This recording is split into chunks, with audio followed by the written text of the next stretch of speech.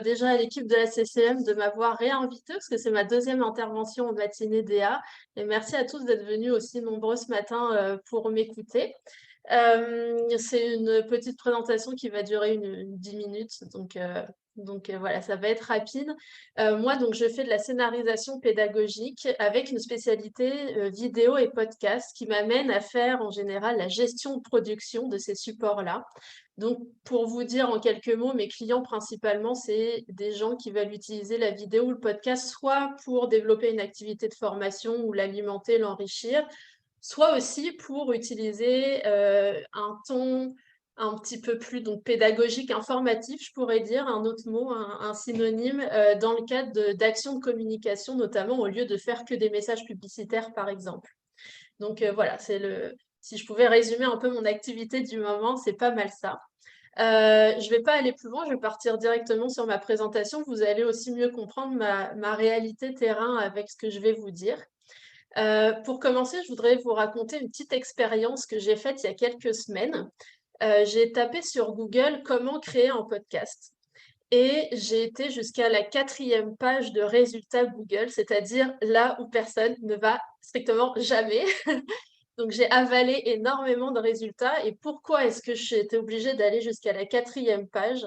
C'est parce qu'il a fallu que je me rende jusque-là pour trouver un résultat, voilà, un contenu qui valait le coup d'être lu et qui ressemblait réellement à la réalité que je rencontre, que Valentine rencontre, par exemple, dans la réalisation vidéo et podcast.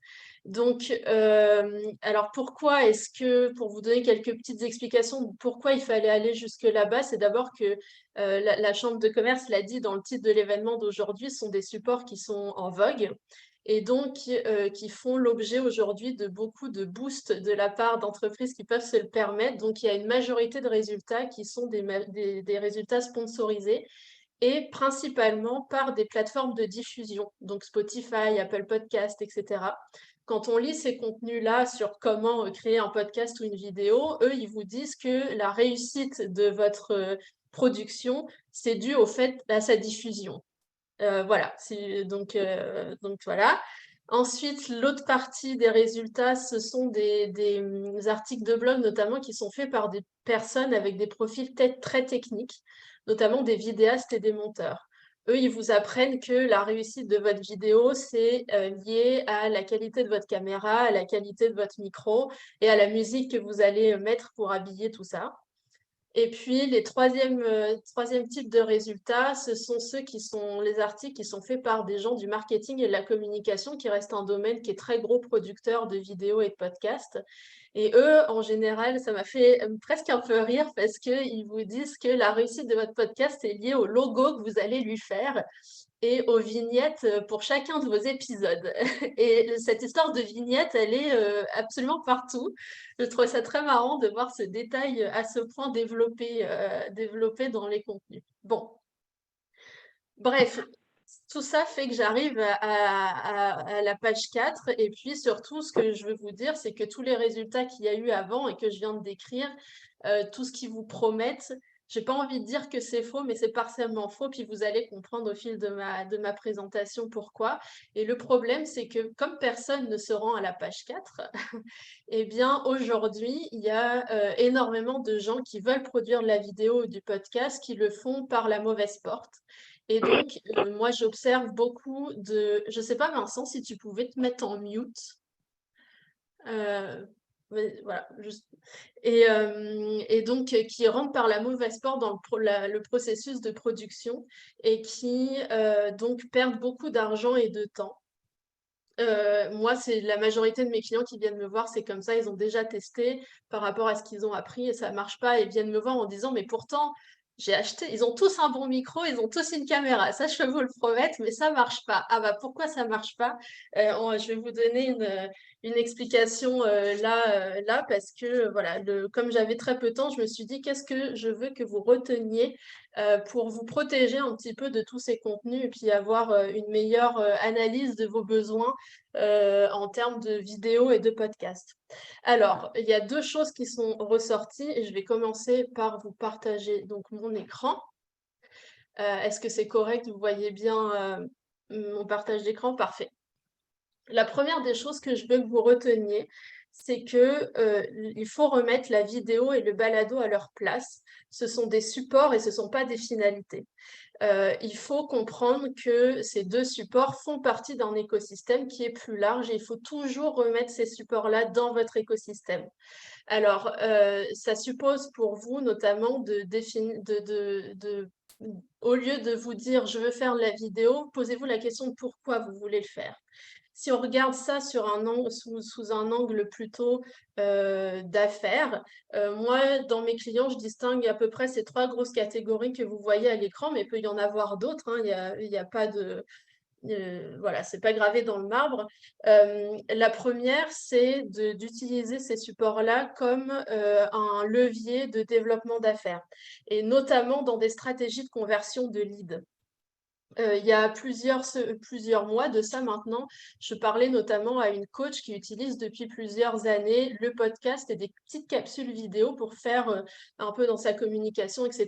Et elle me disait qu'aujourd'hui, chaque personne qui l'a contactée était déjà convertie. Ça veut dire qu'elle n'a même plus besoin de faire aucune action que ce soit, parce que les gens font connaissance avec elle à travers ses podcasts, à travers sa voix.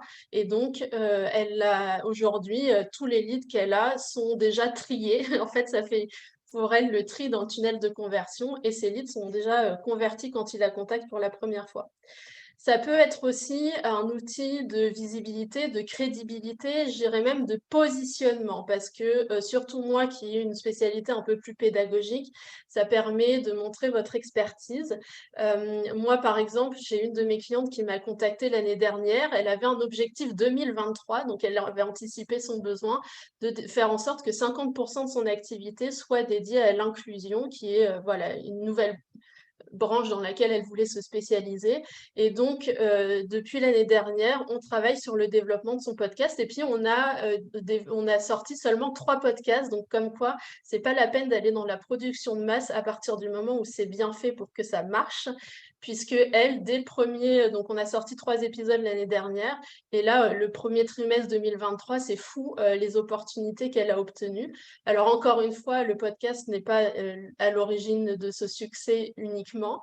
Elle a intégré ça dans une stratégie plus globale avec d'autres supports et ça marche très, très bien pour elle. Et la troisième chose, bien évidemment, moi, c'est ce que je vis principalement, c'est les gens qui veulent utiliser la vidéo ou podcast pour alimenter les activités de formation qu'ils font. Et puis derrière, il y a quand même un objectif d'affaires. Là, je viens de terminer d'accompagner une cliente qui faisait une très grosse formation sur 2 mois et demi en direct. Et puis, elle n'arrivait plus à faire grandir son activité. Elle était capable de prendre que 2 cohortes par an. Et donc, elle était même auto-bloquée dans sa façon de donner son service de formation. Et donc, là, grâce à son expérience, on a pu trier l'information pour faire en sorte de basculer le maximum en capsule pour que le temps direct passé avec ses étudiants soit restreint et soit aussi de meilleure qualité avec plus d'interaction, etc. Donc voilà, mais en gros, n'oubliez pas de penser, enfin moi, quand mes clients viennent me voir et qu'ils me disent je veux faire de la vidéo ou du podcast, je leur dis toujours, OK, ça c'est une commande, mais c'est quoi le vrai besoin qu'il y a derrière? Et on passe toujours la première séance à analyser l'environnement dans lequel ça va vivre et les objectifs que ça doit atteindre. Donc ça, c'est la première chose que je voudrais absolument que vous reteniez, c'est remettez la vidéo et le balado, même si c'est en vogue et que le support vous plaît, remettez-les à leur place de support et repensez plutôt en termes d'objectifs. Et ça va déterminer tous les choix éditoriaux et tous les choix de production qui vont être faits derrière. Là, je vous ai donné l'exemple de 3 clientes différentes, mais on aurait pu dire elles sont 3 clientes, mais qu'elles travaillent sur exactement le même sujet. Imaginons qu'elles travaillent toutes sur l'inclusion. Eh ben, on n'aurait pas écrit le même scénario pour la personne qui travaille sur l'inclusion, mais qui a un objectif de conversion, la personne qui travaille sur l'inclusion, mais qui a un objectif de positionnement, et celle qui travaille sur l'inclusion, mais qui a un objectif de formation. On n'aurait pas du tout écrit le même scénario. Donc, c'est vraiment pour vous montrer que tout part de là et que c'est important de replacer encore les briques à la bonne place. Ça m'amène donc au deuxième et dernier point que je veux vous partager aujourd'hui.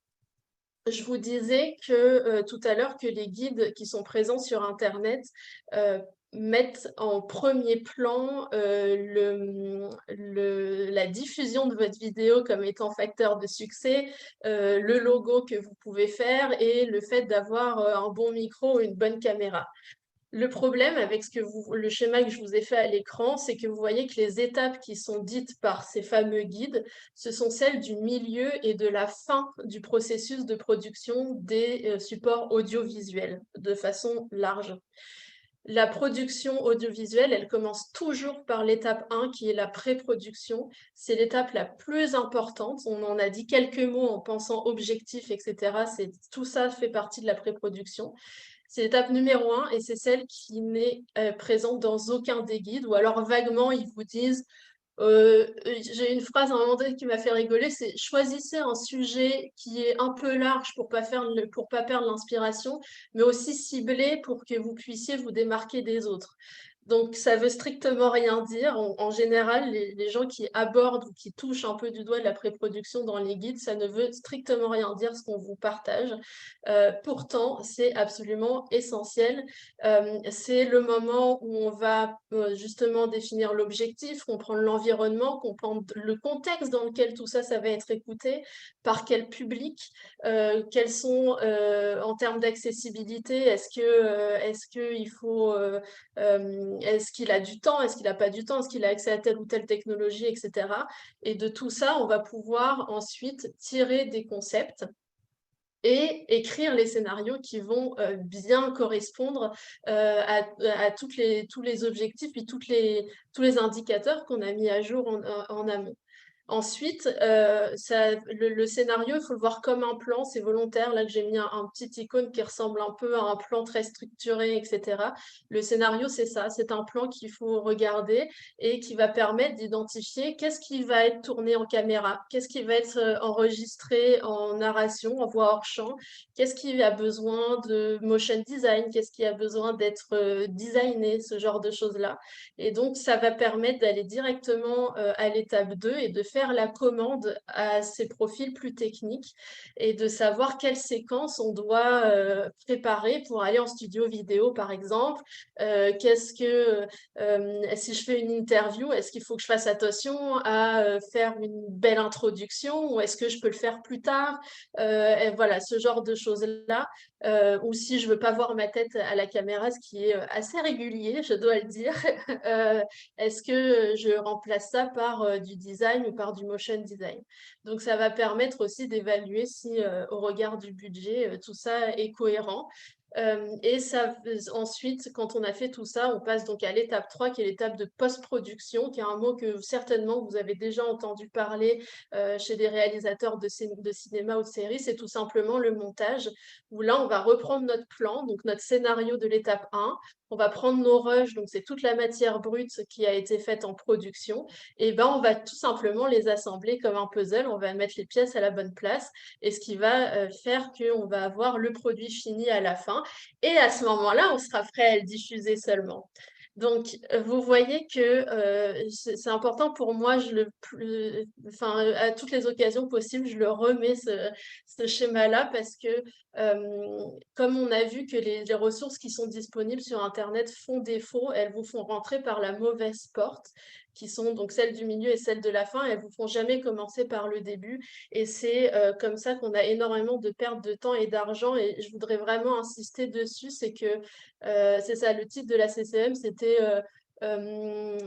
vidéo et balado de support au goût du jour. Oui, c'est au goût du jour et du coup, si on fait l'addition domaine très en demande, mais très méconnu et très intimidant, parce qu'on est plus sur quelque chose de technique, et ben malheureusement, en ce moment, on observe des abus. Et il y a moi j'ai beaucoup de remontées en ce moment, notamment d'agences, etc., qui facturent des sommes astronomiques pour des petites productions, etc. Donc, c'était important pour moi de vous mettre ça, puis surtout photographiez-le mentalement, je ne sais pas, gardez-le vraiment en tête. Si vous voulez faire vous-même votre production ou faire avec votre équipe interne, au moins vous savez ce qui vous attend, vous pouvez le planifier. Si vous souhaitez sous-traiter cette production-là, eh ben, identifiez là où vous avez besoin d'aide réellement. Si c'est à la pré-production, bah, vous pouvez me contacter, par exemple. Si c'est à la production, vous avez besoin de narration, il y a Valentine, par exemple, qui a parlé tout à l'heure. Si vous avez besoin d'être, par exemple, plutôt dans la stratégie de diffusion, etc., bah, contactez Stéphane de Créature. Il va permettre d'envelopper ça et de créer une cohérence d'image de marque.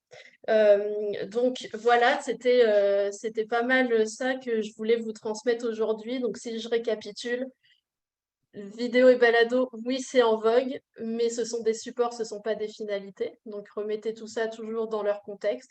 Et puis rappelez-vous de ce petit schéma. Si vous avez un jour une soumission pour de l'aide et que vous voyez que la pré-production n'est pas présente dedans, allez démarcher quelqu'un d'autre.